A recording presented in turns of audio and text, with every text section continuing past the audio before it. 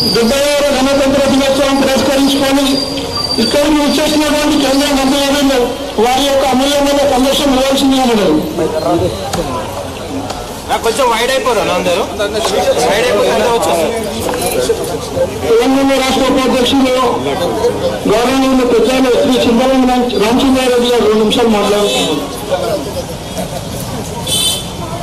మిత్రులు, Hyderabad division Bharatiya Janata party అధ్యక్షులు శ్రీ ఆదర్శ్ గారు, పెద్దలు గౌరవనీయులు కేంద్ర మంత్రివర్యులు, అదే రకంగా భారతీయ జనతా పార్టీ రాష్ట్ర అధ్యక్షులైనటువంటి శ్రీ గంగాపురం కిషన్ రెడ్డి గారు, మిగతా నాయకులకు, మా అక్క చెల్లెల అన్నదమ్ములందరూ కూడా ఈ గణతంత్ర దినోత్సవ శుభాకాంక్షలు, 76వ గణతంత్ర దినోత్సవ శుభాకాంక్షలు తెలియపరుస్తూ,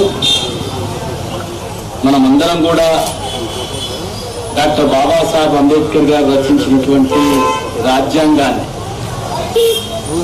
ఏ రకంగా అవమానపరచాలని కొన్ని రాజకీయ పార్టీలు చేస్తున్నటువంటి కుతంత్రాలకు అతీతంగా యావత్ సమాజంలో ఉన్నటువంటి అన్ని వర్గాలు, బడుగు బలహీన వర్గాలు, దళితులు కావచ్చు, గిరిజనులు కావచ్చు, మైనార్టీలు కావచ్చు, ముస్లిమ్స్ కావచ్చు, క్రిస్టియన్స్ కావచ్చు, సిక్కులు కావచ్చు, జైన్స్ కావచ్చు, ఇలాంటి వాళ్ళ దగ్గరికి అందరి దగ్గర కూడా ప్రతి భారతీయ జనతా పార్టీ కార్యకర్త రాబో సంవత్సర కాలంలో డాక్టర్ బాబాసాహెబ్ అంబేద్కర్ గారు రచించి మనకు అందించినటువంటి యొక్క రాజ్యాంగ స్ఫూర్తి మనం అందరం కూడా దాన్ని ఏ రకంగా పరిరక్షించాలనేటటువంటి ప్రతి మనిషిలో జాగృతి చేసి దాన్ని ముందుకు తీసుకెళ్లాలని భారతీయ జనతా పార్టీ తీసుకున్నటువంటి నిర్ణయానికి మనం అందరం కూడా కట్టుబడి ముందుకు సాగుదామని, అదే రకంగా ఏదైతే గత 8 సంవత్సరాల నుంచి మాన్యుడు శ్రీ కిషన్ రెడ్డి గారు ఎమ్మెల్యేగా ఉన్నప్పటి నుంచి, హ్యాట్రిక్ ఎమ్మెల్యే అంబర్పేటలో ఉన్నప్పుడు 8 సంవత్సరాల నుంచి ఇది 8వ సంవత్సరము, భారత్ మాత ఆరతి మన పీపుల్స్ ప్లాజా దగ్గర సాయంత్రం 5 గంటలకు ఆ కార్యక్రమం కూడా మొదలవుతుంది. వారి నేతృత్వంలో వారు చేసినటువంటి ఏదైతే భారత్ మాతకు మనం అందరం కూడా ఆరతి ఇవ్వాలని, దాంట్లో రైతులు మంచి పంటలు పండించాలని, రైతులకు ఈ దేశాన్ని పరిరక్షించేటటువంటి సైనికులకు కూడా ఆరతి, రాజ్యాంగానికి కూడా ఆరతి, అట్లా సప్త ఆరతి వారు రూపకల్పన చేసి మనకు అందించినటువంటి భాగ్యనగర్ ప్రజలకు అందించినటువంటి ఆ కార్యక్రమంలో కూడా మనమందరం కూడా పాల్గొందాం. భారత్ మాతాకి ఈ యొక్క కార్యక్రమానికి ముఖ్య అతిథిగా ఇచ్చేసినటువంటి గౌరవ రాష్ట్ర అధ్యక్షులు కేంద్ర మంత్రివర్యులు శ్రీ గంగాపురం కిషన్ రెడ్డి గారు వారి యొక్క అమూల్యమైన సందేశం ఇవ్వాల్సిందే మనది. భారత్ మాతాకి అందరు గట్టిగా చెప్పాలి. ఈరోజు సాదాసీదా దినం కాదు, మనకు రాజ్యాంగం అమలులోకి వచ్చి 75 సంవత్సరాలు పూర్తవుతున్న రోజు. ఇది చాలా పవిత్రమైనటువంటి చారిత్రాత్మకమైనటువంటి రోజు. అందుకే అందరు గట్టిగా చెప్పాలి, భారత్ మాతాకి, భారత్ మాతాకి. ముందుగా అందరికీ 75వ గణతంత్ర దినోత్సవ సందర్భంగా మీ అందరికీ హృదయపూర్వకమైనటువంటి శుభాకాంక్షలు తెలియజేస్తా ఉన్నాను. డాక్టర్ బాబాసాహెబ్ అంబేద్కర్ ఎంతో కష్టపడి కాంగ్రెస్ పార్టీ అనేక రకాల అవమానాలు చేసినా, కాంగ్రెస్ పార్టీ అనేక రకాలుగా ఆయన అడ్డగించిన ఆయన ఈ దేశం మీద, దేశ భవిష్యత్తు మీద, దేశ ప్రజల కోసం, బడుగు బలైన వర్గాల కోసము ఎంతో అంకిత భావంతో కష్టపడి రూపకల్పన చేసినటువంటి భారత రాజ్యాంగము అమలులోకి వచ్చి 75 సంవత్సరాలు జరుగుతున్న సందర్భంగా ఈరోజు దేశవ్యాప్తంగా ఈ పండుగను 75 సంవత్సరాల గణతంత్ర దినోత్సవ పండుగగా మనం నిర్వహించుకుంటున్నాం. ఈ పండుగ ఒక సంవత్సరం పాటు ఒక్క రోజుతో పూర్తి కాదు. సంవిధాన్ గౌరవ అభియాన్ పేరు మీద మేరా సంవిధాన్ మేరా గౌరవ్ అనేటువంటి ఆలోచనతో ఈరోజు మన రాజ్యాంగము మన గౌరవము, నా రాజ్యాంగము నా గౌరవము అనేటువంటి నినాదంతో ఒక సంవత్సరం పాటు భారతీయ జనతా పార్టీ ఆధ్వర్యంలో సంవిధాన్ గౌరవ అభియాన్ దినోత్సవం నిర్వహించుకుంటున్నాం. కాబట్టి ఈ సంవత్సరం పాటుగా డాక్టర్ బాబాసాహెబ్ అంబేద్కర్ ఏ రకంగా కష్టపడి రాజ్యాంగాన్ని రూపకల్పన చేశాడు.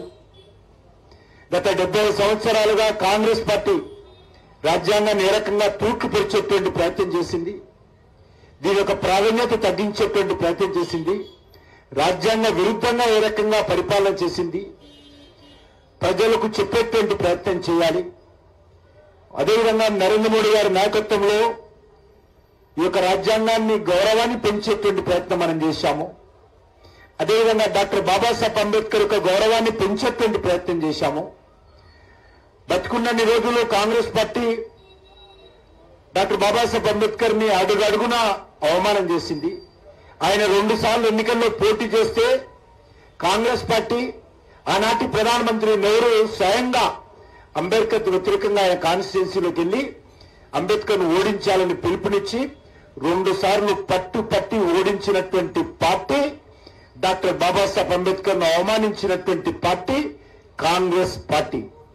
అందుకే ఈ విషయాలన్నిటిపైన కూడా ముందు మనం తెలుసుకొని మనం ఇంటింటికి వెళ్లి తెలియజేసేటువంటి కార్యక్రమం చేపట్టాలి.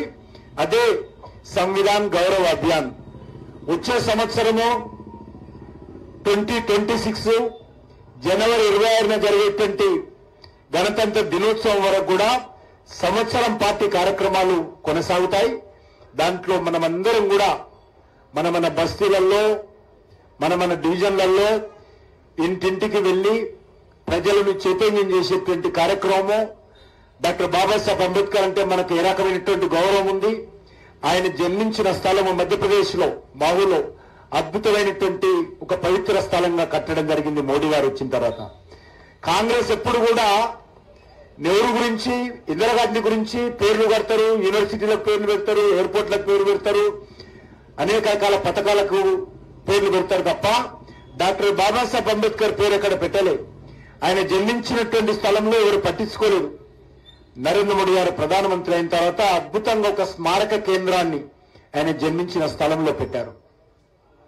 ఎక్కడైతే ప్రజల కోసం పోరాటం చేస్తానని నాగపూర్లో దీక్ష తీసుకున్న స్థలం ఉందో దీక్ష భూమిగా అక్కడ కూడా అద్భుతంగా నరేంద్ర మోడీ గారు వచ్చిన తర్వాత ఒక స్మారకాన్ని నిర్మాణం చేశారు. ఎక్కడైతే లండన్ లో వెళ్లి ఒక ఇంట్లో ఉండి ఎక్కడైతే చదువుకున్నాడో బారిస్టరు, ఆ యొక్క ఇల్లును కూడా భారత ప్రభుత్వం కొనుగోలు చేసి అక్కడ కూడా స్మారక మందిరాన్ని లండన్ లో, బ్రిటన్ లో కూడా నిర్మాణం చేసినటువంటి ఘనత నరేంద్ర మోడీ గారికి దక్కుతుంది. అంతేకాదు ఏ ఇంట్లో ఉండి రాజ్యాంగాన్ని రాశాడో, ఏ ఇంట్లో చివరి శ్వాస వదిలాడో అక్కడ కూడా అద్భుతంగా అంతర్జాతీయ స్థాయిలో 500 కోట్ల రూపాయలు ఖర్చు పెట్టి, మీరందరూ కూడా ఢిల్లీకి వెళ్ళినప్పుడు చూడాలి, అద్భుతంగా అంబేద్కర్ మెమోరియల్ నిర్మాణం చేయడం జరిగింది అక్కడ కూడా. అదే కాకుండా మహారాష్ట్రలో ఎక్కడైతే అంబేద్కర్ గారి యొక్క అంతిమ సంస్కారం జరిగిందో అక్కడ కూడా మరి అద్భుతంగా నరేంద్ర మోడీ గారి ప్రభుత్వం 5 స్థానాల్లో, అందుకే దాని పేరు పెట్టారు పంచతీర్థ. ఏదైతే మనకు దేవుడి దర్శనానికి వెళ్తే, దేవాలయాలకు వెళ్తే ఏదైతే తీర్థస్థానాలు అంటామో, అంబేద్కర్ సంబంధించినటువంటి చెప్పినటువంటి 5 ప్రాంతాలు కూడా పంచతీర్థాలు, అంత పవిత్రమైనటువంటి స్థానాలు మనకు. కాబట్టి పంచతీర్థాల పేరు మీద ఈ 5టిని కూడా నరేంద్ర మోడీ గారు నిర్మాణం చేశారు. అందరం కూడా మనము ఆ 5 ప్రాంతాల్లో కూడా విజిట్ చూడాల్సినటువంటి అవసరం ఉంది. అంతేకాదు ఈరోజు అనేక పేర్లు, ఇందిరాగాంధీ ఆ పేరు, నెహ్రూకి ఈ పేరు, కొన్ని వేల సంస్థలకు పేర్లు పెట్టారు, వేల బిల్డింగ్లకు పేరు పెట్టారు. కానీ అంబేద్కర్కి ఎక్కడ పెట్టలే. చివరకు ఏ పార్లమెంట్ అయితే రాజ్యాంగం ఆధారంగా పార్లమెంట్ నడుస్తుందో, పార్లమెంట్ అంటే కాన్స్టిట్యూషన్, కానీ కాన్స్టిట్యూషన్ రాసినటువంటి అంబేద్కర్ ఫోటో కూడా లేకుండా అక్కడ Nehru photo, Indira Gandhi photo, Rajiv Gandhi photo, ఇక పనికిరాని వాళ్ళు అందరి ఫోటోలు ఉన్నాయి, అనలేకూడదు. కానీ అంబేద్కర్ ఫోటో మాత్రం పెట్టలే. కానీ భారతీయ జనతా పార్టీ వచ్చిన తర్వాత పార్లమెంట్ సెంట్రల్ హాల్లో అనేక మంది ప్రముఖుల ఫోటోల సమక్షంలోనే ఈరోజు మరి డాక్టర్ బాబాసాహెబ్ అంబేద్కర్ ఫోటో పెట్టినటువంటి ఘనత నరేంద్ర మోడీ గారు. భారతరత్న అవార్డు నెహ్రూ బతుకున్నప్పుడే ఇచ్చుకున్నాడు, ఇందిరాగాంధీ బతుకున్నప్పుడే ఇచ్చుకున్నారు. అనేక మంది కాంగ్రెస్ నాయకులకు ఇచ్చుకున్నారు. కానీ భారతరత్న అవార్డు ఈ రాజ్యాంగాన్ని రూపకల్పన చేసినటువంటి బడుగు బలైన వర్గాల ఆశాకిరణమైనటువంటి బడుగు బలైన వర్గాలకు అండగా ఉన్నటువంటి వ్యక్తి, వాళ్ళ గురించి ఆలోచన చేసినటువంటి డాక్టర్ బాబాసాహెబ్ అంబేద్కర్ కు భారతరత్న ఇవ్వలేదు కాంగ్రెస్ పార్టీ. చివరకు భారతీయ జనతా పార్టీ వాజ్పేయి గారి నేతృత్వంలో మరి ఆ రోజు సంకీర్ణ ప్రభుత్వం మీద ఒత్తిడి చేసి అటల్ బిహారీ వాజ్పేయి గారి యొక్క ప్రోత్సాహంతో భారతరత్న చరిత్ర భారతీయ జనతా పార్టీ దాన్ని మనం చేస్తున్నాం.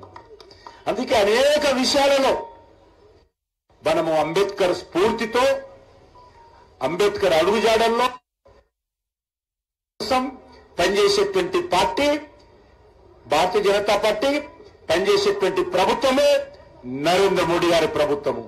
అందుకే మనమందరం కూడా మరి ఈ యొక్క గణతంత్ర దినోత్సవ సందర్భంగా ఈ విషయాలను అర్థం చేసుకుని రానున్న రోజుల్లో మనం ఈ విషయాలను కూడా అన్ని వర్గాల ప్రజలకు చెప్పేటువంటి ప్రయత్నం చేయాలని చెప్పి మీ అందరిని కోరుకుంటూ ఖైరతాబాద్ డివిజన్